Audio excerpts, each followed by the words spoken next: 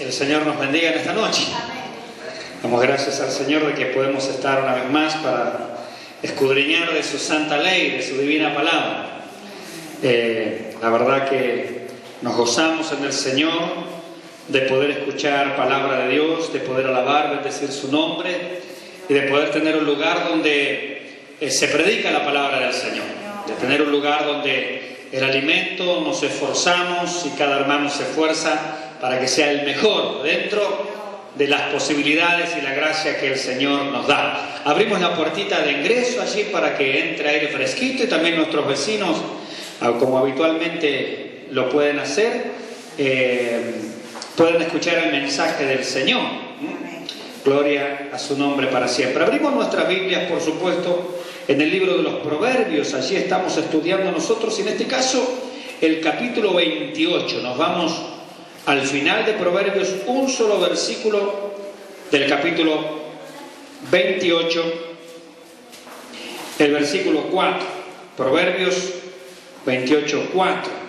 Dios bendiga a mi hermano Cristian, que estos días estuvimos charlando con él de las cosas preciosas del Señor, y hoy lo tenemos aquí con nosotros en la iglesia. El Señor le bendiga ricamente, como nuestro hermano Máximo también. Dios le bendiga.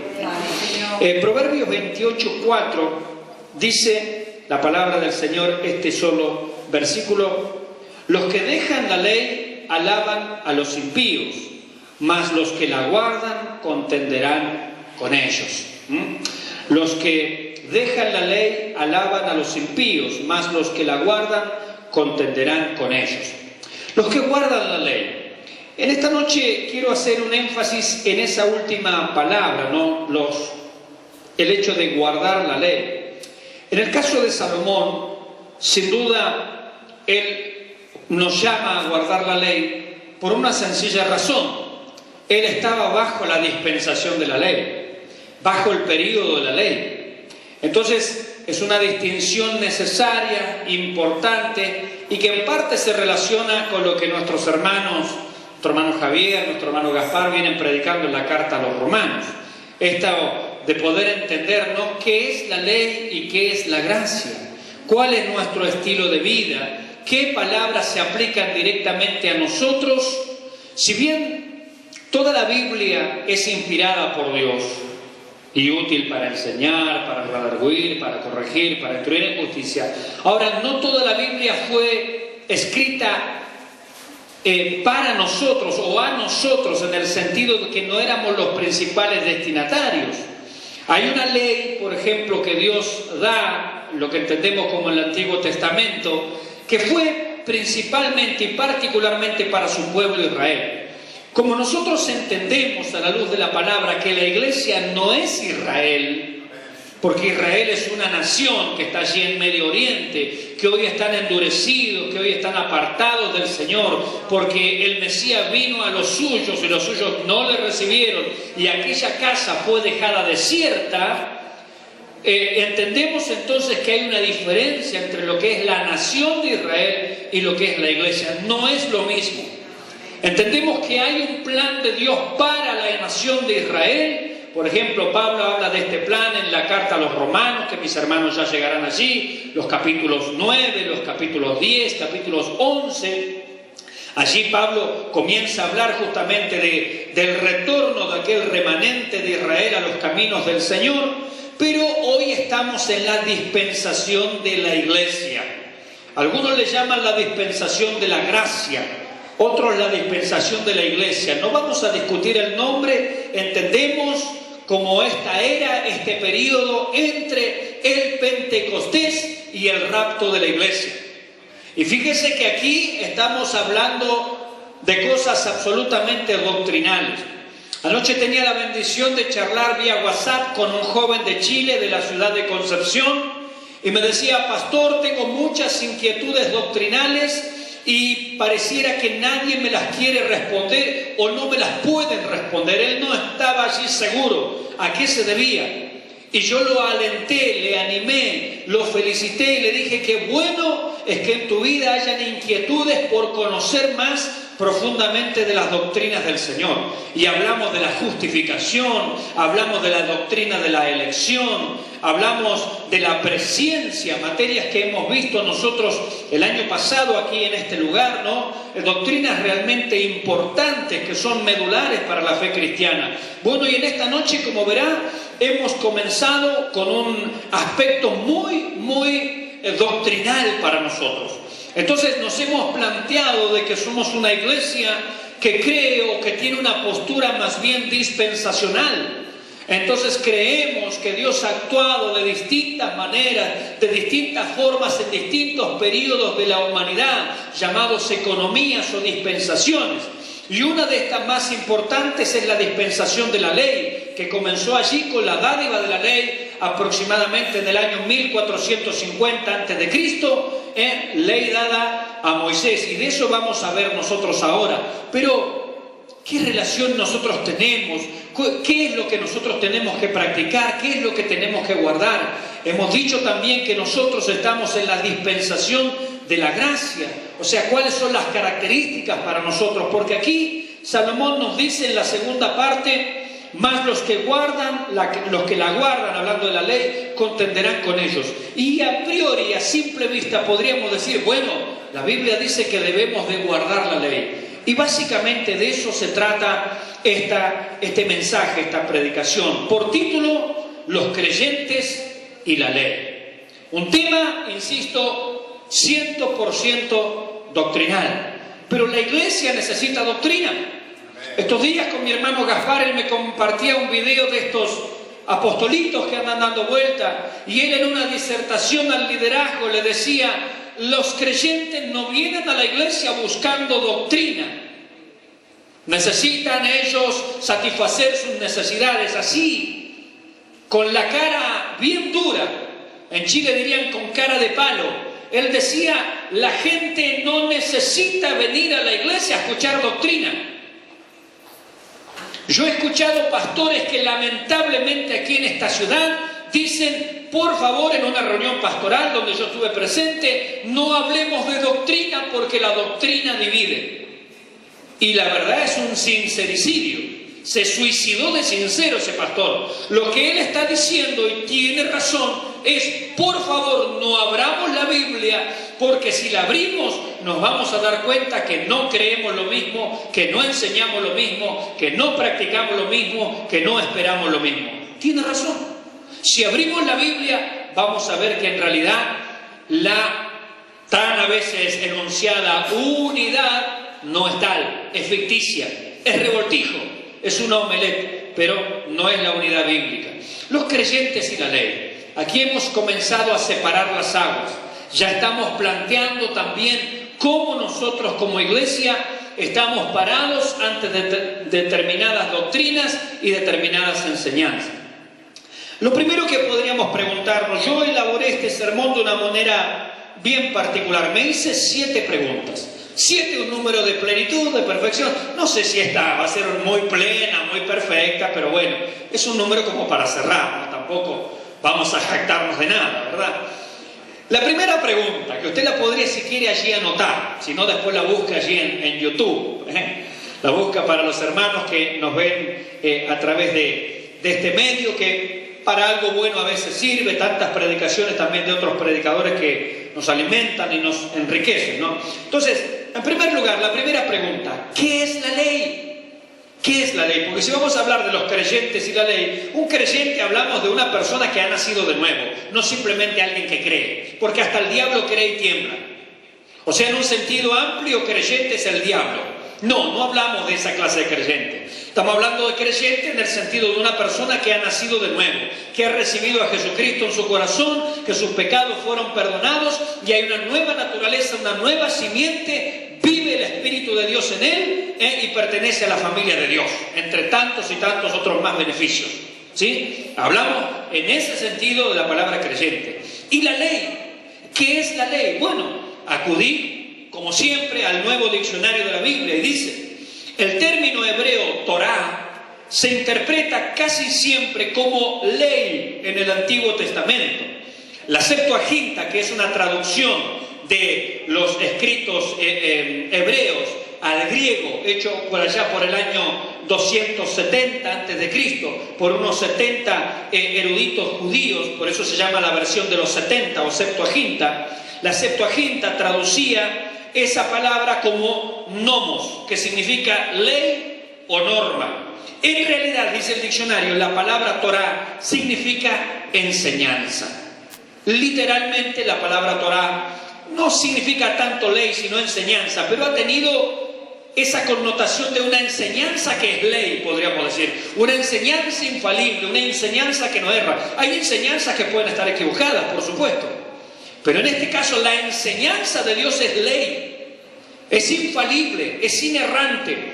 De hecho, estos días a través de Skype, que cada miércoles a las 20 horas estamos allí conectados, estamos compartiendo con hermanos de Chile, de Bahía Blanca, de General Roca, varias partes de Chile, desde Arica tenemos hasta de Nacimiento, hermanos y aún pastores.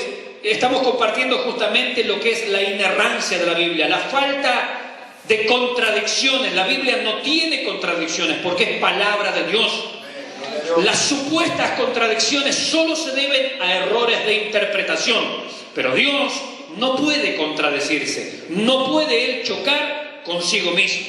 Entonces, la palabra ley viene justamente del hebreo Torah y significa enseñanza, una enseñanza que es la ley de Dios. Podríamos decir nosotros acá en Argentina, si lo dice la Biblia, palabra santa. ¿Y qué queremos decir con esa frase? Una palabra absoluta, una palabra inerrante, una palabra inequívoca. Eso es la ley, en este caso refiriéndonos a la Biblia, la ley, la palabra de Dios. Y hablando de la Biblia y hablando de la inspiración y hablando de la inerrancia, hermanos, nosotros creemos que toda la Escritura, absolutamente toda, cada rincón, cada verbo, cada artículo, cada sustantivo, en sus idiomas originales y a través de los autores originales, fueron inspiradas por Dios, son infalibles, son inerrantes. A veces las traducciones no vierten bien o la mejor palabra, pero eso es un problema de la traducción.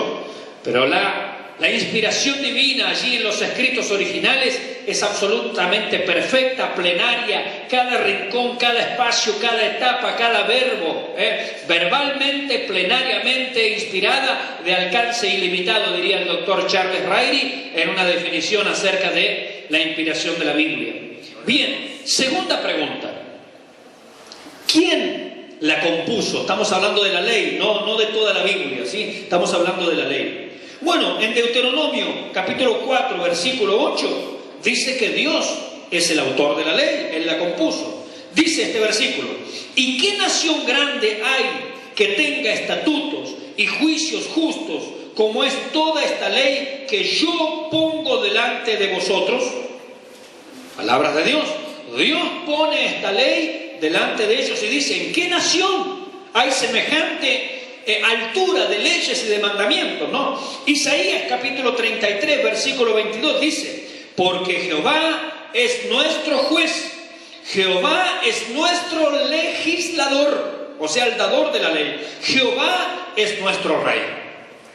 Amén. Y Él como rey, como legislador, Él como juez, Él justamente ha establecido todo aquel sistema de ley. Ahora, tercera pregunta: ¿qué medio utilizó Dios? En primer lugar, Dios utilizó un mediador para darnos la ley. Este mediador fue llamado Moisés.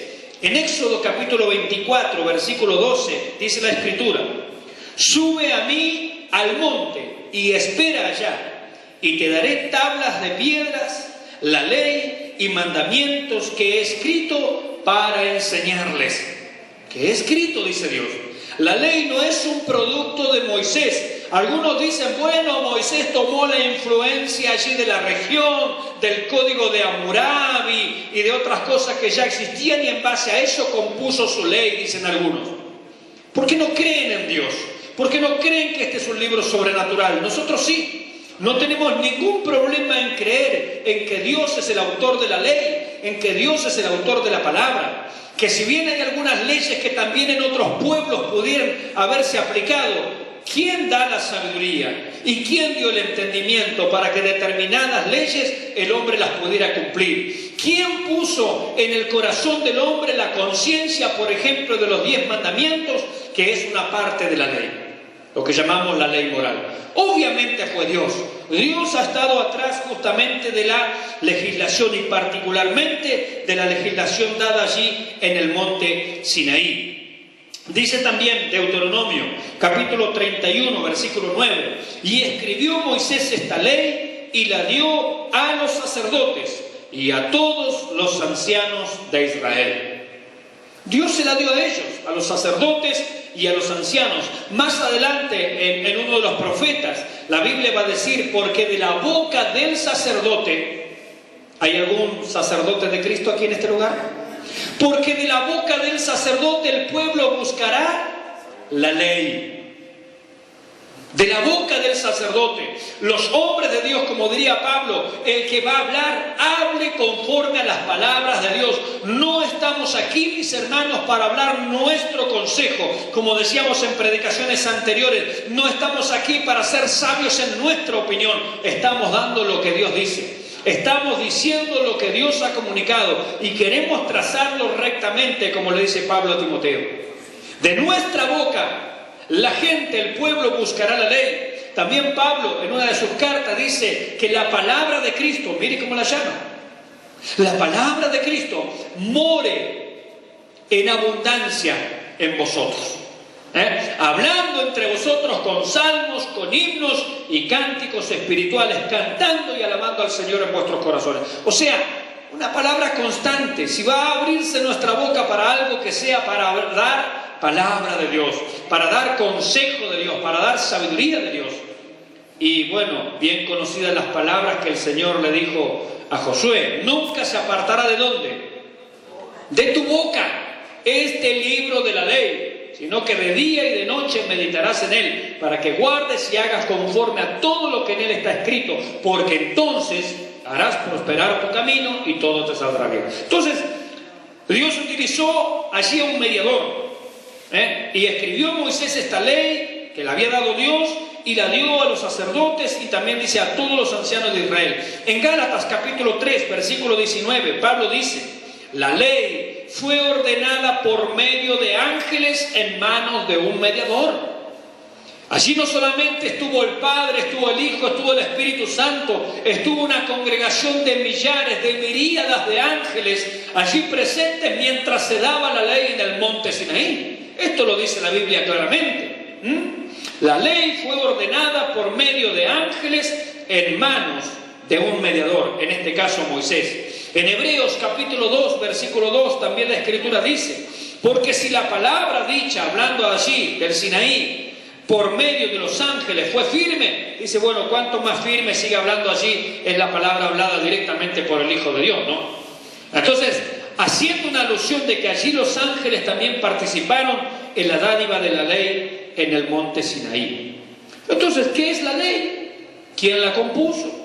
Sabemos que Dios, ¿qué es la ley? Bueno, es la enseñanza, es la ley, la palabra infalible de Dios. ¿Quién la compuso? Fue Dios, por supuesto. ¿Qué medio utilizó? Él utilizó un mediador y utilizó también ángeles allí. El Hijo de Dios estaba presente, Dios mismo presente, el Espíritu de Dios estaba presente. Ahora, podríamos preguntarnos, en cuarto lugar, ¿cómo está compuesta la ley? ¿Cómo está compuesta? Nos referimos a una parte, a dos partes, a tres partes. ¿Cómo está compuesta la ley? Bueno, esto es a fines de estudio nada más, solamente a fines de estudio.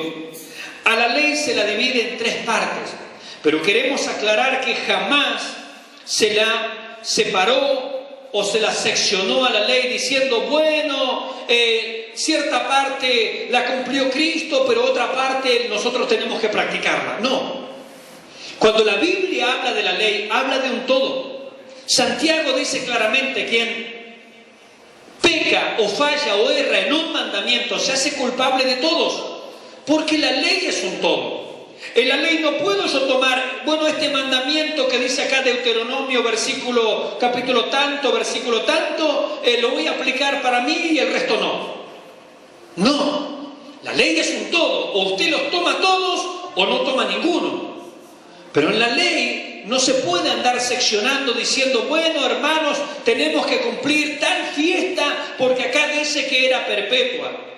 No, porque si cumplimos esa fiesta, también tendríamos que sacrificar animales. También tendríamos que hacer todo el ritual y tendríamos que hacer también todas las otras fiestas, porque la ley es un todo. ¿Me está entendiendo hasta aquí? Uno no puede tomar un versículo. Hoy, por ejemplo, en la lectura que mi hermano Javier hacía acá en la introducción del culto, de Éxodo capítulo 22. De Éxodo capítulo 22. Por ejemplo, ahí decía, a la hechicera no dejarás que viva. Bueno, entonces nosotros podríamos tomar ese versículo y decir, la Biblia dice, a la hechicera no dejarás que viva. Y si yo no tengo en cuenta lo que estamos hablando, vengo aquí al Proverbios 28, versículo 4, dice, mas los que la guardan, o sea, los que la cumplen, los que la practican, contenderán con ellos. Entonces, la Biblia dice que yo a la hechicera debo matarla. Entonces, allí está un hermano a la antigua, que sale con un puñal, con una sica, un sicario abajo del poncho, y va a la casa de una curandera aquí cerca y la apuñala. Y él dice, la Biblia dice que hay que matarla.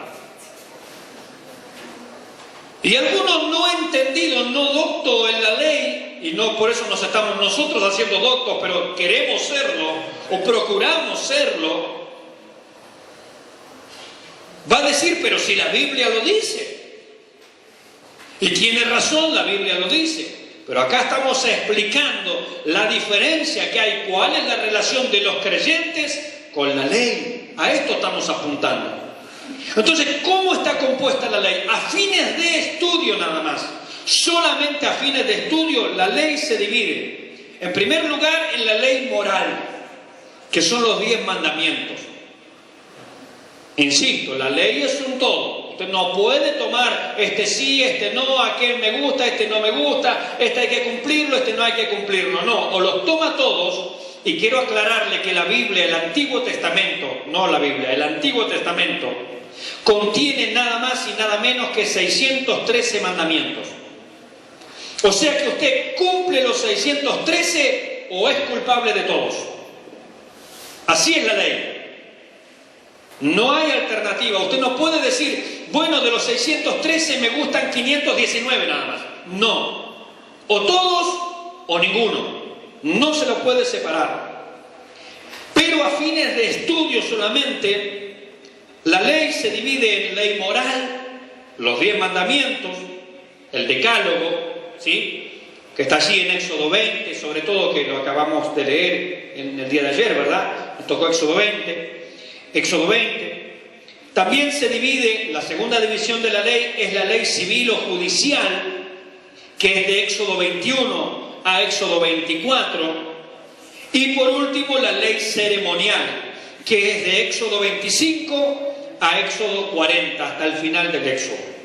Entonces la ley, a fines de estudiarla, de analizarla, de clasificarla, se la divide en moral, en judicial o en ceremonial. Pero hecha la aclaración, es solo para estudio. Usted no puede decir, bueno, Cristo cumplió la ley ceremonial y cumplió la ley judicial, pero nosotros debemos guardar la ley moral. No se puede. Si usted dice, nosotros debemos guardar la ley moral, usted también debe guardar la judicial y la ceremonial. Porque la ley es un todo. Absolutamente un todo. Usted no puede decir, bueno, la ley moral la aplicamos a nosotros, pero menos el día sábado. ¿Y por qué? Se hizo un nuevo decálogo, un nonálogo se hizo usted.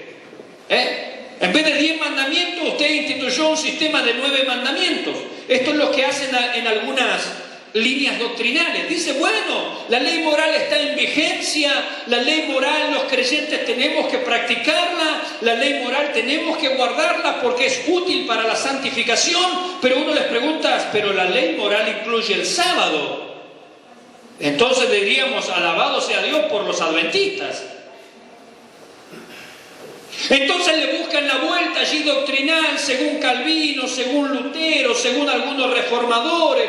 Esto se entendió, no, porque la tradición, los creyentes empezaron a guardar por tradición el domingo en vez del sábado. A ver, momentito. ¿La tradición es fuente de autoridad para nosotros o la Escritura? Es la Escritura, ¿verdad? Entonces no hablemos de la tradición de que la iglesia es verdad que comenzaron a reunirse el día domingo y no el sábado, porque la Biblia nunca reemplazó el sábado por el domingo. No lo reemplazó. Eso fue una costumbre. Hoy es día domingo, hoy nos reunimos. ¿Pero por qué? Porque no trabajamos simplemente. Porque hasta la sociedad normalmente un día domingo no trabaja. Pero no es que la ley diga que, la Biblia diga o el Nuevo Testamento diga o en alguna parte de la Escritura diga que el domingo reemplazó al sábado. Eso no es verdad. No lo ha reemplazado nunca. Yo no discuto el tema del sábado. El día de reposo es el sábado y la ley dice que el día para guardarlo para el pueblo judío, para los que estaban bajo el sistema de la ley, era el sábado. Eso es indiscutible. Entonces, aplicar la ley, los 10 mandamientos, el decálogo, a los cristianos como método para nuestra santificación, para nuestra vida práctica, quiero decir, para nuestra vida cotidiana, es un grosero error. Hay doctrinas que enseñan que nosotros somos justificados por la fe. ¿Cuántos dicen amén? Gloria a Dios. Amén. Estamos de acuerdo, ¿verdad? La justificación, yo soy declarado justo, mi posición delante de Dios es como justo, porque estoy en Cristo Jesús. La justicia de Dios, que anoche mi hermano Gaspar hablaba de eso, mi hermano Javier también viene predicando estas cosas. La justicia de Cristo es aplicada a mi vida y mi pecado fue aplicado a Él en la cruz. Hubo un intercambio, un enroque, si lo queremos poner en estas palabras, para hacerlo sencillo. Entonces, la justificación, nuestra condición delante de Dios es como justos. La justificación es por la fe, ¿verdad? Amén. Está claro. En el catolicismo, durante el oscurantismo, se habló de los sacramentos y de cuantas otras cosas más, apartándose de la Biblia. Vinieron los reformadores y gloria a Dios por los reformadores. Honramos su memoria y fueron hombres extraordinarios de Dios, todos ellos con distintos matices entre ellos. Nosotros no tenemos preferencia por alguno. Y dijeron una tremenda verdad que no la inventaron ellos, ya estaba en la Biblia, que el hombre es justificado por la fe sin las obras de la ley. El justo por la fe vivirá. Y lo escuchamos a Pablo allí en la carta a los romanos diciendo que Abraham en la incircuncisión fue justificado por la fe, para que justamente la justificación, valga las palabras allí parecidas, casi redundantes, para que la justificación se aplique a los circuncidados o a los incircuncisos, no importa, es anterior a la circuncisión, la justificación por fe. Entonces está claro que la justificación es por la fe. Pero ¿qué pasa con la santificación? O sea, nuestra norma diaria de conducta, nuestra vida normal y cotidiana como creyentes. Entonces algunos dicen, no, para nuestra vida normal y cotidiana, nuestra regla de vida, tenemos que volver a los 10 mandamientos, porque esa es la ley moral, es la ley universal, no ha caducado y tenemos que guardarla. Entonces guardemos el sábado. Pero si guardamos el decálogo, tenemos que guardar también la ley ceremonial. Hagamos sacrificios de animales. Pero si hacemos sacrificio de animales, tenemos que guardar la ley judicial. Entonces, a la que practica brujería de la otra cuadra, tenemos que ir y matarla. ¿Se entiende el problema? Entonces, esa explicación no está buena. Porque usted no puede tomar el decálogo para cumplirlo y decir, bueno, Cristo cumplió todo el resto. Cristo cumplió toda la ley, o sea que cumplió también el decálogo. La ley es un todo, y usted lo toma todo o no toma nada. No se la puede seccionar de esta manera. Entonces vuelvo para atrás, la ley moral son los 10 mandamientos o decálogo, Éxodo 20, la ley judicial es Éxodo 21 al 24 y la ley ceremonial Éxodo 25 hasta el 40. Esta es una división, insisto, para el estudio, pero nunca jamás se la consideró así, sino como un todo. No puedo yo elegir qué parte guardar o qué parte no guardar. Ejemplos. En Mateo capítulo 5, versículo 18, el Señor mencionó la ley, solamente la ley. Pero en Mateo 5, 17, el Señor mencionó la ley y los profetas, poniéndolos a la par. Y en Lucas 24, 44 dice, estas palabras son las que os hablé, que era necesario que se cumpliese todo lo que está escrito de mí en la ley de Moisés en los profetas y en los salmos. Todo el Antiguo Testamento lo englobó. Porque los profetas y los salmos son básicamente el desarrollo y la explicación de la ley. Todos concuerdan en esto, todos coinciden en esto. Los profetas no agregaron nuevos mandamientos, explicaron cuál es la intención de Dios en la ley.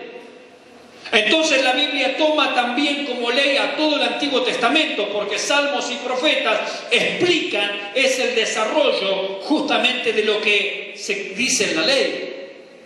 Entonces todo el Antiguo Testamento es la ley. Todo el Antiguo Testamento es la ley.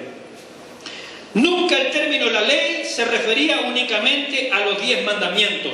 En Lucas capítulo 2, versículo 22 al 24, dice que el Señor fue presentado al 8º día conforme a la ley de Moisés. Y eso no consta en los 10 mandamientos. Pero dice que en la ley de Moisés dice, la presentación de niños al 8º día no es ninguno de los 10 mandamientos. Y sin embargo la Biblia dice, en la ley está escrito. Entonces, la ley no puede significar en la mente de un judío los 10 mandamientos. Nunca significó eso. La ley era toda la enseñanza del Antiguo Testamento. Todo era comprendido como la ley. Quinta pregunta. ¿Cuál era la duración de la ley? ¿Tenía una duración la ley? ¿Era para siempre la ley? Algunos discuten esto y dicen, bueno, el Señor dijo que la ley no pasará aunque cielo y tierra pasen, sino que todo será cumplido. Y yo digo amén, porque hay profecías que hay en la ley, en el Antiguo Testamento, ya sea en Deuteronomio o en Éxodo o en Génesis mismo o en los Salmos o en los profetas, en muchas partes que hablan, por ejemplo, del reino mesiánico, y que yo sepa, el reino mesiánico no ha llegado, entonces se tiene que cumplir, amén. Y en Isaías 66, por ejemplo, que pertenece al Antiguo Testamento, pertenece a la ley, dice que habrán cielos nuevos y tierra nueva. Entonces todo lo que está escrito en la ley tiene que cumplirse. El cielo y la tierra pasarán, mis palabras no pasarán, ni una jota ni una tilde quedará de la ley sin que se cumpla. Entonces decimos amén. Hay cosas que ya tuvieron su cabal cumplimiento. Por ejemplo, Jesús nacería en Belén de Judea, eso ya se cumplió. Pero hay cosas que dice la ley que son todavía futuras y se tienen que cumplir. ¿Por qué? Porque es palabra de Dios. Ahora, eso no significa que nosotros debamos practicar toda la enseñanza del Antiguo Testamento. Que hay cosas que Dios dijo en el Antiguo Testamento que son a futuro es una cosa. Que nosotros tengamos que guardar la ley es otra. ¿Se entiende esa diferencia? No es lo mismo. ¿Cuál era la duración de la ley? En Juan capítulo 1 versículo 17 dice, pues la ley por medio de Moisés fue dada, pero, y está abriendo un nuevo periodo, pero es otra área, es otra cosa, es otra dispensación, pero la gracia y la verdad vinieron por medio de Jesucristo. Entonces hace una clara diferencia. Aquello vino por Moisés, pero es otra cosa, es distinto. La gracia y la verdad vinieron por medio de Jesucristo. En Mateo capítulo 11 versículo 13 dice, todos los profetas y la ley profetizaron hasta Juan, hablando del Bautista. Y ese es el punto límite. Juan es el último de los profetas del Antiguo Testamento. Allí muere el Antiguo Testamento. Hay un periodo de transición donde viene el segundo Adán, que es Jesucristo, y luego viene el nacimiento de la iglesia a partir de Hechos de los Apóstoles, el capítulo 2, donde el Espíritu Santo es derramado y comienza efectivamente, realmente, concretamente, una nueva dispensación, que es la dispensación de la iglesia, que terminará con el rapto de la iglesia. Porque nosotros doctrinalmente tenemos una postura justamente premilenial, pretribulacional. Creemos que el próximo evento futuro es el rapto de la iglesia. ¿Cuántos dicen amén?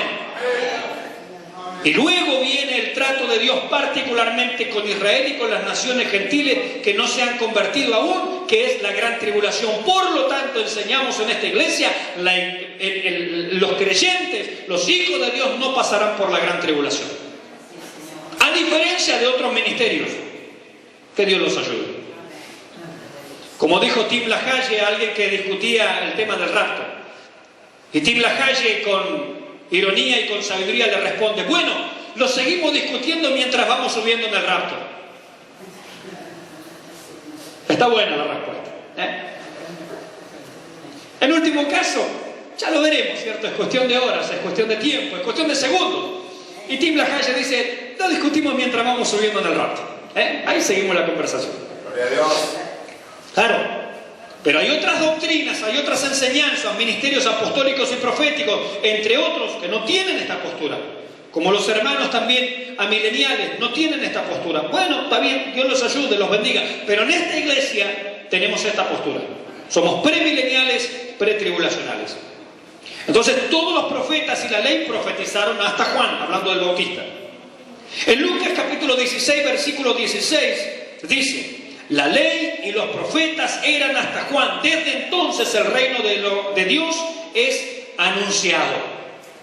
Ya espiritualmente se ha acercado, espiritualmente ha descendido, pero a diferencia de los apóstoles y profetas, estos, entre comillas, la iglesia no está instaurando el reino, muchachos, lo instala Cristo. Amén. En su segunda venida, en su aparición gloriosa, en gloria y majestad, como un viejo libro allí de un jesuita, Manuel Lacunza, que algunos nos acusan a nosotros de ser seguidores de un jesuita. No somos seguidores de un jesuita y conocemos el libro de Manuel Lacunza, no se hagan problema. El rapto de la iglesia no está basado en lo que escribió un jesuita llamado Manuel Lacunza. El rapto de la iglesia está basado en la palabra de Dios. Conocemos las otras historias también, no hay problema. La ley y los profetas eran hasta Juan. Desde entonces el reino de Dios es anunciado. Es Jesucristo en su segunda venida, en su manifestación, en su poder, en su aparición gloriosa, que Él instala su reino milenial, y nosotros, la iglesia glorificada y los que sean salvos durante el periodo de la gran tribulación, seremos un reino de sacerdotes y reinaremos con Cristo 1000 años, dice Apocalipsis capítulo 20, durante 6 veces. Esa es nuestra postura doctrinal, gloria al Señor. En sexto lugar, entonces la ley tenía una duración. Aunque hay cosas que se tienen que cumplir de ellas, pero la Biblia también dice claramente: hasta aquí llegó. A partir de ahí no hay más profetas de la ley, no hay más enseñanza de la ley, no hay cosas que agregarle a la ley. Y la misma ley era provisoria, era sombra de lo que había de venir. Cuando hay gente que los quiere hacer a nosotros guardar fiestas, como en este tiempo tenemos iglesias evangélicas israelitas, o evangélicos israelitas, nuevos judaizantes, es una mezcla de chicha con limonada. ¿Y cuál es el sabor? Ni chicha ni limonada. Entonces, mis hermanos, tenemos que separarlos tanto, tenemos que tener claras estas diferencias. ¿Cuál era la relación de Jesucristo particularmente con la ley? En Gálatas capítulo 4, versículo 4, dice que nuestro Señor nació bajo la ley. Y esto, si no lo tenemos en cuenta, también muchos otros cometen errores, como hablaba recién de los judaizantes, que nos quieren hacer guardar tradiciones del Antiguo Testamento. Y van ellos a la Biblia y dicen: pero acá dice que la fiesta de Purim es para siempre. La Biblia dice que el Antiguo Testamento, que la ley era provisoria, era sombra. Yo les digo: salgan de la sombra y vengan a la luz. Salgan de la penumbra, vengan a la luz.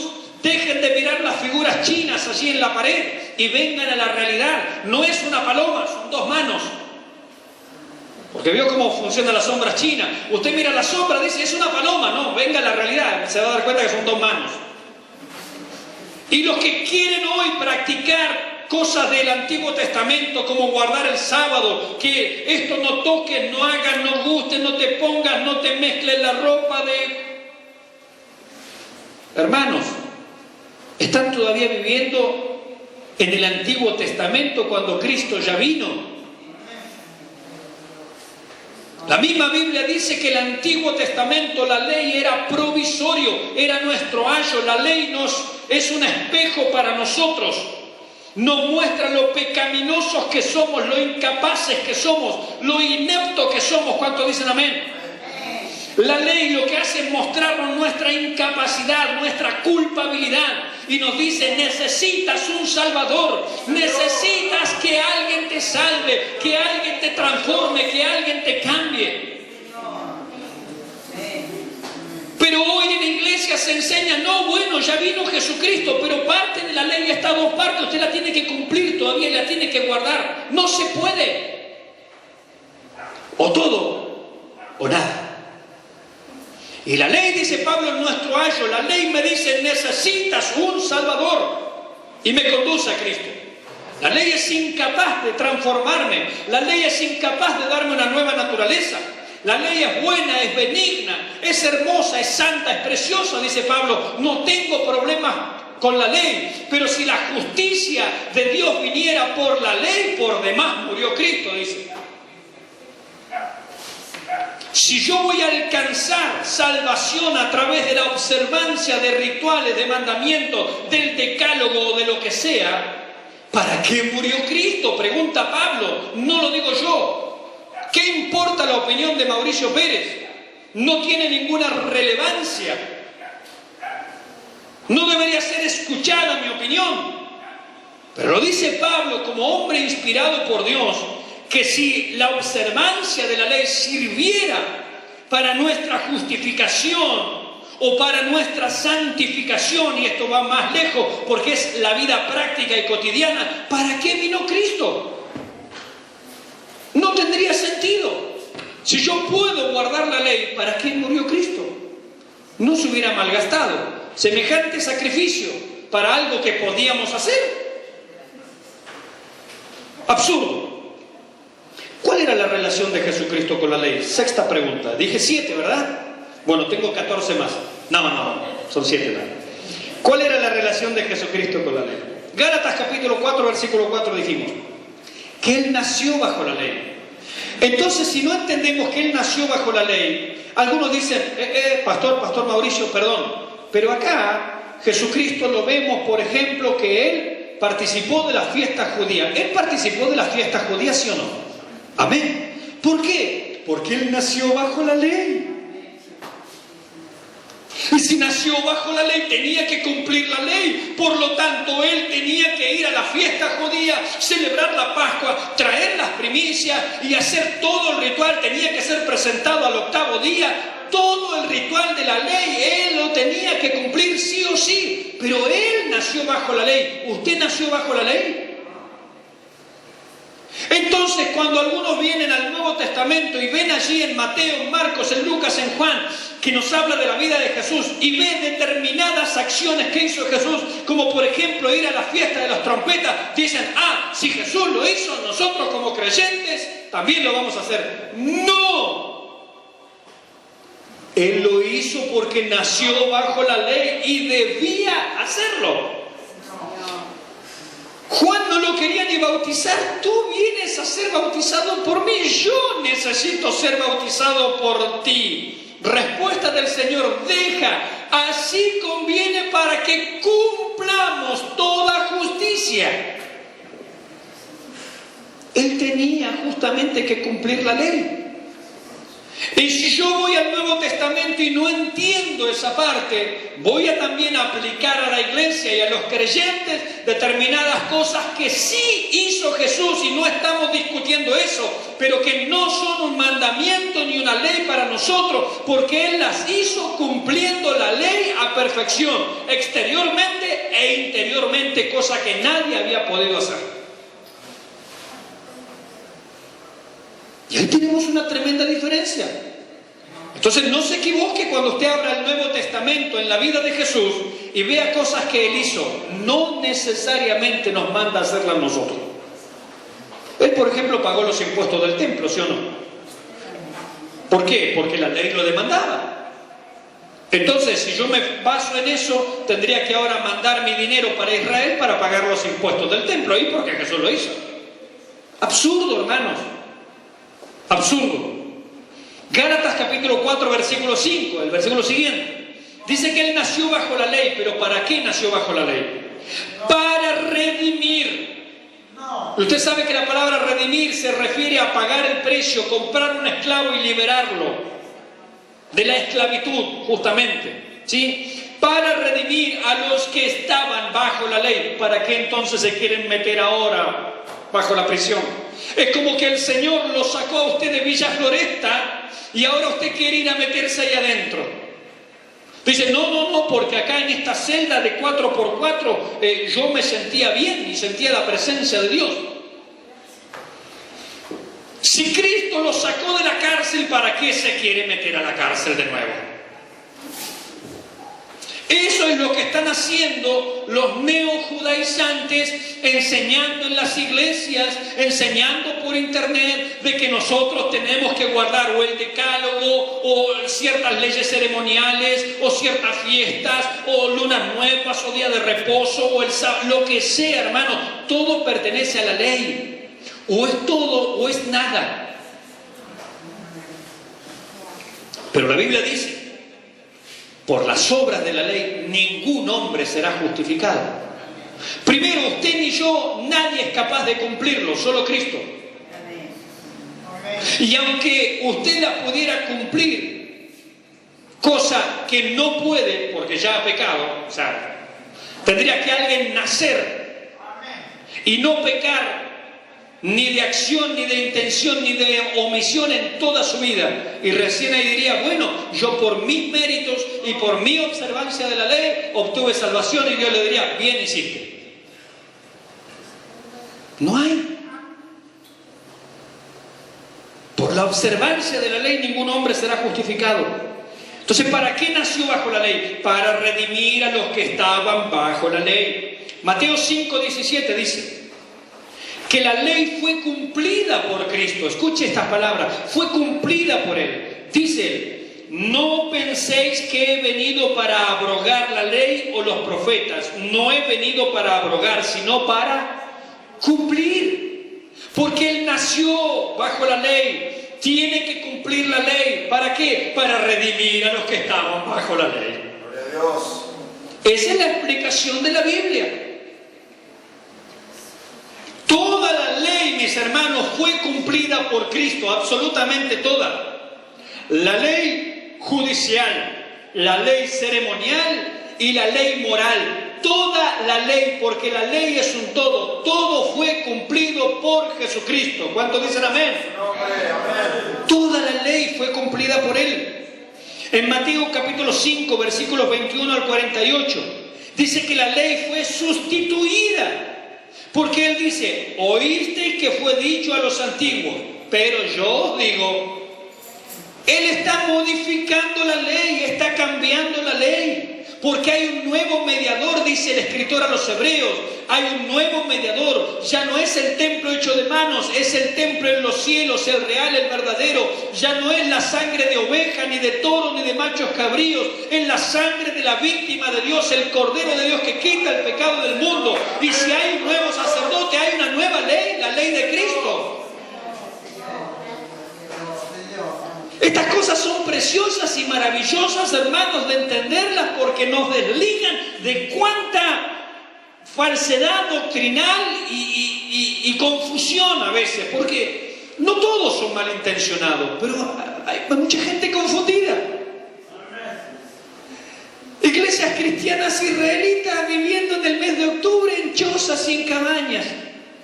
Oh, el Señor los ayude a salir de las tinieblas, de la penumbra, de la sombra, y vengan a la luz. Jesucristo ya vino. La ley judicial, la ceremonial y la ley moral fue cumplida por Jesucristo, absolutamente. En 1 Corintios 9:21 Pablo ratifica o atestigua estas cosas. Dice, a los que están sin ley, como si yo estuviera sin ley, no estando yo sin ley de Dios, sino bajo la ley de ¿quién? ¿Del decálogo? ¿La ceremonial? ¿La judicial? No, bajo la ley de Cristo. Es una nueva ley. Porque hay un nuevo mediador, hay nuevo templo, hay nueva sangre, hay nueva víctima, hay nuevo sacerdote, hay nuevo sacerdocio. Por lo tanto, hay una nueva ley, dice el escritor a los hebreos. Una explicación tremenda allí en esa maravillosa carta.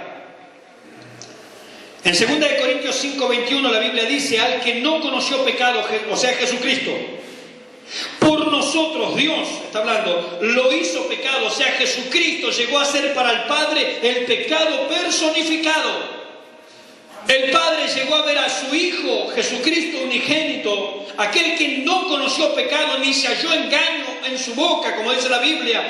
Él lo vio el Padre como el pecado personificado y sobre él derramó toda su ira hasta los sedimentos. ¿Para qué? Para que nosotros fuésemos hechos justicia de Dios en él. Mi pecado, el pecado de la humanidad fue cargado allí. Dios derrama su ira en la cruz del Calvario. Padre mío, ¿por qué me has desamparado? El Padre está derramando su enojo, su ira contra el pecado de la humanidad en la persona de Jesucristo. Cuando Él era absolutamente justo, asume nuestro pecado y su justicia es imputada a nosotros. Y Dios ahora nos ve en Cristo Jesús, como decía mi hermano Gaspar anoche en la predicación. Dios me mira a mí y me ve en Cristo. Imagínense que este dedo me lo hayan a mí cosido, me lo hayan a mí incorporado, no era mío. Perdí el dedo y vino un médico muy sabio, muy experto y me implantó este dedo aquí, o este otro mejor, este otro, ahí está, este, me lo implantó aquí. Y yo tengo aquí una cicatriz donde claramente se ve que este dedo me fue injertado. Y resulta que hay un juicio y me llevan a los tribunales y se me acusa allí diciendo: este dedo es culpable porque en el otro finado, con este dedo, aquel finado apretó el gatillo. O sea que este dedo merece la muerte, este dedo merece la cárcel, este dedo merece pagar. ¿Sabe cuál es el problema? Este dedo pertenece a una persona inocente. Este dedo era culpable en el otro, pero ahora está en este. Y este no apretó el gatillo. Hemos sido injertados en Cristo Jesús. Hemos sido incorporados a su cuerpo. Él es nuestra cabeza. Nosotros somos miembros del cuerpo de Cristo. Si la cabeza, si la simiente es santa, todo el cuerpo es santo. Si sobre nuestro sumo sacerdote desciende la gracia como el rocío de Hermón que baja hasta el borde de sus vestiduras, esa gracia también inunda todo nuestro ser. Señor, gloria a Dios. Al que no conoció pecado, por nosotros lo hizo pecado para que nosotros fuésemos hechos justicia de Dios en él. Gálatas 3:13 dice la Escritura que Jesucristo pagó el costo exigido por la ley. Dice: Cristo nos redimió de la maldición de la ley, hecho por nosotros maldición, pues escrito está: maldito todo aquel que es colgado de un madero. Y andan ahora los G12 diciendo que usted tiene que ser liberado de las maldiciones ancestrales, generacionales, porque su tatarabuelo cuando venía de España en el barco no sabe qué pecados que hizo y Dios se la agarró con usted ahora. No tienen ni idea ni de lo que están hablando. Cristo nos redimió de la maldición de la ley. Hecho por nosotros maldición, pues escrito está: maldito todo el que es colgado de un madero. La maldición que yo merecía, Cristo la pagó en la cruz del Calvario. Bendito sea su nombre. Séptima y última pregunta: ¿cuál es nuestra relación entonces con la ley? Esa es la pregunta que nos queda para terminar. En primer lugar, no estamos bajo la ley. Porque la ley, ya dijimos, es un todo. ¿Usted puede elegir algo de la ley? Puede decir: bueno, yo voy a guardar los 10 mandamientos. No, porque tiene que guardar el sábado también. No se me haga el distraído allí, como en algunas doctrinas. Dicen: guardamos la ley moral. Y el sábado, no, bueno, pero el sábado le buscamos la vuelta. No. No se hagan los distraídos. Y la ley es un todo. 613 mandamientos o nada. Se la clasifica a fin de estudiarla, nada más. Pero la ley es un todo. No estamos bajo la ley, dice la Biblia. Romanos 6:14 dice, escuchen: el pecado no se enseñoreará de vosotros. ¿Cuántos dicen amén? Pues no estáis bajo la ley, sino bajo la gracia. No estamos bajo la ley, sino bajo la gracia. Segundo, La ley en realidad le da poder al pecado. Los que quieren hacernos guardar preceptos de la ley le están dando poder a la ley para que de nuevo nos atrape y nos aprisione. Porque 1 Corintios 15:56 dice: ya que el aguijón de la muerte es el pecado, escuche, y el poder del pecado la ley. La ley le da poder al pecado y me quieren hacer a mí guardar la ley. Guárdela a ustedes, muchachos. Porque la ley le da poder al pecado. Y el pecado me conduce a la muerte. Y ustedes me quieren meter allá de nuevo, si de allá me sacó Cristo. Tercero, hemos muerto a la ley como creyentes. Estamos muertos. La ley andaba buscando al viejo Mauricio Pérez. No está más, está crucificado en la cruz del Calvario. Con Cristo estoy juntamente crucificado, dice Pablo. Ya no vivo yo, mas vive Cristo en mí. Y lo que ahora yo vivo en este cuerpo, en esta carne, lo vivo por la fe en el Hijo de Dios, en el resucitado. El viejo Pablo murió, ahora hay un Pablo nuevo que está escondido con Cristo en Dios. El viejo Mauricio murió, ahora hay uno nuevo que está resucitado y escondido con Cristo en Dios. Hemos muerto a la ley. Romanos 7:4 dice: así también vosotros, hermanos míos, habéis muerto a la ley mediante el cuerpo de Cristo. Habéis muerto a la ley. Un todo. No que decálogo, todo. Los 613 mandamientos. Cuarto, la ley para el creyente y para todos en realidad era un ministerio de muerte, no porque yo lo diga, la Biblia lo dice. 2 Corintios 3:7 dice: y el ministerio de muerte grabado con letras en piedra. Y está hablando de la ley. Dice que era un ministerio de muerte. ¿Y me quieren hacer que yo lo guarde? No. Esto es como querer agarrar una cobra. No me animo. No quiero tampoco. ¿Para qué? Quinto, es un ministerio de condenación. Gálatas 3:10 dice: porque todos los que dependen de las obras de la ley están bajo maldición. ¿Quieren volver a guardar la ley? ¿Quieren volver a guardar los 10 mandamientos? No, es que pastor, usted sabe, los 10 mandamientos hay que guardarlos. ¿Está bajo maldición, hermano? Usted no está bajo ese sistema, está bajo la gracia. En la gracia es el espacio donde tenemos libertad y licencia para pecar. No. Porque dicen los que hemos ya muerto al pecado, ¿cómo viviremos aún en él? No hay manera. El creyente vive en santidad. Y en las ordenanzas y en los mandatos de la ley de Cristo, o sea, la enseñanza que se desarrolla en las epístolas, no en los mandatos 613 que hay en el Antiguo Testamento, aunque todo es palabra de Dios y es útil para enseñar. Ahora estamos hablando mucho del Antiguo Testamento y sin embargo nos estamos edificando. Es un ministerio de condenación. Sexto, estamos libres de la ley. Romanos 7:6 dice: pero ahora estamos libres de la ley. ¿Para qué vamos a meternos de nuevo ahí? Octavo, servimos bajo un nuevo régimen. Porque algunos dicen: bueno, no estamos bajo la ley, entonces ¿bajo qué estamos? Ya dijimos, bajo la gracia. ¿Cuál es el nuevo régimen? Romanos 7:6. De modo que sirvamos bajo el régimen nuevo del Espíritu y no bajo el régimen viejo de la letra. Seguimos adelante. Noveno, creo que es este, ¿no? No es compatible, escuche, gracia y ley a la vez, no. No, o uno o lo otro, o todo aquello o todo esto. Gálatas 3:2 dice: esto solo quiero saber de vosotros, ¿recibisteis el Espíritu por las obras de la ley o por el oír con fe? O sea, o lo uno o lo otro. No se mezcla la gracia con la ley. Es agua y aceite, no van juntos.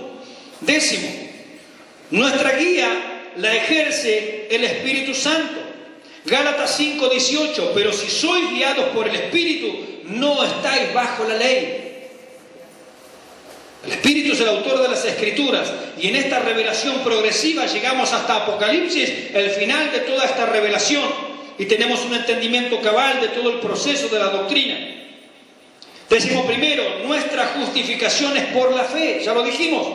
Romanos 3:28, concluimos que el hombre es justificado por la fe sin las obras de la ley. Nuestra justificación, y eso habla de nuestra posición en Cristo, es por la fe. Escucha esto ahora. Decimos segundo, nuestra santificación, o sea, nuestra regla de vida, nuestro estilo de vida cotidiano, eso es la santificación, es sin la ley. Romanos 6:14 dice, porque el pecado no se enseñoreará de vosotros, lo que pasaba antes, pues no estáis bajo la ley, sino bajo la gracia. Entonces, bajo la gracia no estamos predicando un estilo de vida libertino, ni licencioso, al contrario. Porque aquel estilo de vida lo llevábamos allá y éramos condenados, pero acá el pecado no se enseñorea de los creyentes. No se enseñorea de los creyentes, porque no estamos bajo la ley, sino bajo la gracia. Y esto quiere decir que bajo la ley sí se enseñoreaba el pecado del hombre y de la persona. Para ir finalizando, Cristo es nuestra sustitución, predicaba mi hermano Gaspar anoche. Él murió por mí. Pero también decimos, Cristo es nuestra identificación. Yo morí con Cristo, yo morí a la ley y yo morí al pecado. No solamente es mi sustitución, es también mi identificación. Para finalizar, simplemente quiero leer 2 o 3 frases de hombres de Dios. William Kelly dice, algunos buenos hombres que por serio error quisieran imponer la ley como regla de vida al cristiano, pueden tener buenas intenciones con ello, pero todo el principio está errado, porque la ley, en vez de ser una regla de vida, es necesariamente una regla de muerte para quien tiene pecado en su naturaleza.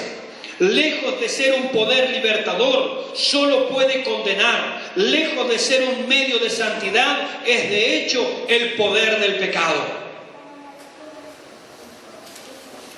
Charles McIntosh dice, estamos plenamente convencidos que no se puede construir una superestructura de verdadera y práctica santidad sobre la base legal. Y por eso insistimos a nuestros lectores poner atención a 1 Corintios 1:30. Es de temer que muchos que en cierta medida han abandonado el terreno legal en materia de justicia, persisten en ello para la santificación, o sea, la vida práctica. Creemos que es un error de miles y deseamos mucho que esto sea corregido. Es evidente que el pecador no puede ser justificado por las obras de la ley. Igualmente es evidente que la ley no es la regla de vida del creyente. En cuanto a la regla de vida para el creyente, el apóstol no dice para mí el vivir es la ley, sino para mí el vivir es Cristo. Filipenses 1:21. Cristo es nuestra norma, nuestro modelo, nuestra piedra de toque, nuestro todo. Recibimos los 10 mandamientos como parte del canon de inspiración y además creemos que la ley permanece con todo su vigor para comandar y condenar al hombre mientras vive. Permita que el pecador trate de obtener vida por medio de ella y verá dónde termina. Deje que el creyente moldee su camino por ella y verá lo que hará con él. Estamos totalmente convencidos que si un hombre camina de acuerdo al espíritu del Evangelio, él no cometerá ni asesinato ni robará. Pero estamos convencidos también que si un hombre se limita a la norma de la ley de Moisés, quedará corto en cuanto al espíritu del Evangelio. ¡Qué tremenda declaración! Otro autor, Arnold Gebelin. Cuando un pecador es justificado por fe, ¿necesita de la ley para agradar a Dios? ¿Puede la obediencia a la ley producir en él fruto de santidad para con Dios? ¿Qué relación tiene el creyente justificado con la ley? ¿Está aún bajo el dominio de la ley o ha sido liberado también de la ley y de su esclavitud? Estas preguntas son respondidas en el capítulo 7 de Romanos. Así también vosotros, hermanos míos, habéis muerto a la ley mediante el cuerpo de Cristo, para que seáis de otro, del que resucitó de los muertos, a fin de que llevemos fruto para Dios.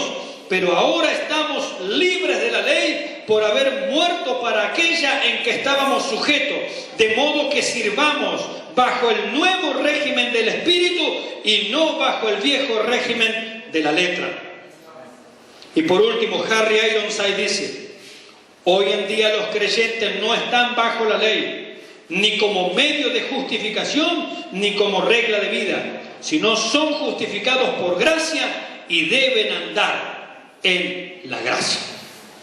Hermanos, tremendas declaraciones de hombres de Dios. No dejemos que nadie cercione esta preciosa libertad ganada para nosotros en la cruz del Calvario. De ningún momento hemos de volver al Sinaí.